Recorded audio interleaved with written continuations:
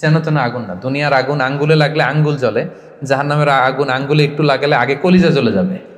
আমি যদি রোজাও রাখি আবার যদি মিথ্যা কথাও বলি, আমি যদি রোজাও রাখি আবার মানুষকে ঠকাই, আমি সিয়ামও পালন করলাম আবার অশ্লীল কাজের সাথেও যুক্ত থাকলাম, তাহলে বোঝা গেল মাই লেভেল অফ তাকওয়া ইজ ডিক্রিজিং, এটা কমছে।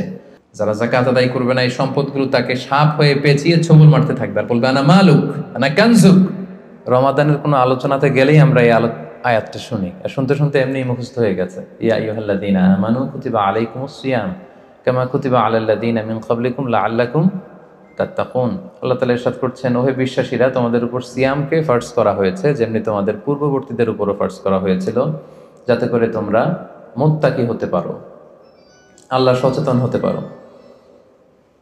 তাহলে বোঝা গেল এই যে এক মাস ব্যাপী যে আমরা সিয়াম পালন করছি, এটা শুধু আমাদের উপরই ফার্জ না, আমাদের আগেও যে সমস্ত জাতিগোষ্ঠী এসেছিল তাদের উপর আল্লাহ তাআলা ফরজ করেছিলেন। আর এটার উদ্দেশ্য কি?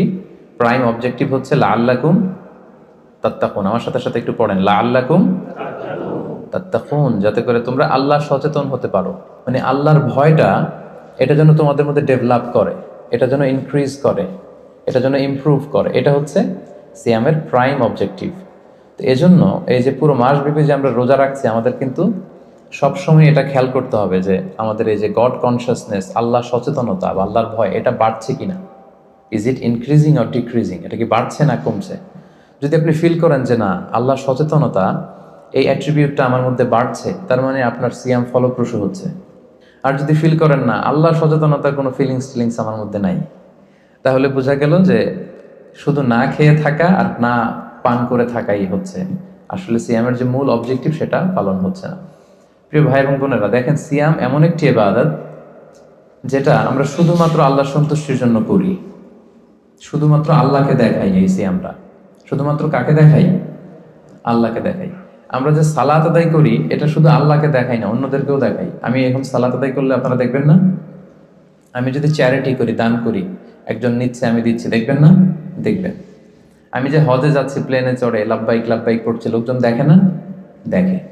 কিন্তু সিয়াম হচ্ছে কেবলমাত্র একমাত্র এমন একটি ইবাদত যেটা দেখিয়ে করা যায় না। 10 জন লোক যদি এখানে দাঁড়ানো থাকে, আপনাকে যদি আইডেন্টিফাই করতে বলে, বলেন তো এই 10 জনের মধ্যে 5 জন হচ্ছে সিয়াম পালনকারী, মানে রোজা রেখেছে, আর বাকি 5 জন রোজা রাখেন। এবার আপনি খুঁজে বের করেন কোন 5 জন রাখলো আর কোন 5 জন রাখলো না। কে কে বের করতে পারবেন বলেন তো দেখি? কেউ বের করতে পারবেন? বের করা সম্ভব না, কারণ চেহারা দেখে বোঝা যায় না যে কে রোজাদার আর কে বেরোজাদার। তো এই জন্য সিয়ামটা শুধু আল্লাহর জন্য আমরা রাখি, শুধু তিনিই জানেন আমি রোজা রেখেছি কি রাখিনি। ধরেন আমি বাসার ভেতরে ক্ষুধা, আমি যদি হুট করে কিছু খেয়ে ফেলি, খেয়ে আবার মসজিদে নামাজের সময় নামাজে গেলাম, সবাই মনে করবে আমি কি রোজাই রেখেছি, আসলে কি রাখছি? রাখি নাই। আবার আমার প্রচন্ড তৃষ্ণায় গলা কাঠ হয়ে আছে, আমি চাইলে কিন্তু কিছু পান করতে পারি দরজা বন্ধ করে, কেউ দেখছে না, একাকি। তো মানুষের কাছে যে আমি কিন্তু রোজাদারের ভান করতে পারি। তার মানে রোজা হচ্ছে এমন একটি ইবাদত যেটা পৃথিবীর কেউ টের পায় না যে আমি রেখেছি কি রাখিনি, একজন মাত্র টের পায়, তিনি কে? তার মানে সিয়াম পালনের মধ্য দিয়ে এই যে আল্লাহর ভয়টা, Allah is watching me, Allah is observing me, each and everything আমরা যেটা করছি আমাদের এই পার্থিব জগতে সবকিছু আল্লাহ দেখছেন, তিনি মনিটরিং করছেন। এই যে সেন্সটা, এটার নাম হচ্ছে তাকওয়া। এটার নাম কি? তাকওয়া। সো এই যে রোজা পালনের মধ্য দিয়ে আমাকে ফিল করতে হবে যে আমার এই তাকওয়াটা কি বাড়লো না কমলো। আমি যদি রোজাও রাখি আবার যদি মিথ্যা কথাও বলি, আমি যদি রোজাও রাখি আবার মানুষকে ঠকাই, আমি সিয়ামও পালন করলাম আবার অশ্লীল কাজের সাথেও যুক্ত থাকলাম, তাহলে বোঝা গেল মাই লেভেল অফ তাকওয়া ইজ ডিক্রিজিং, এটা কমছে।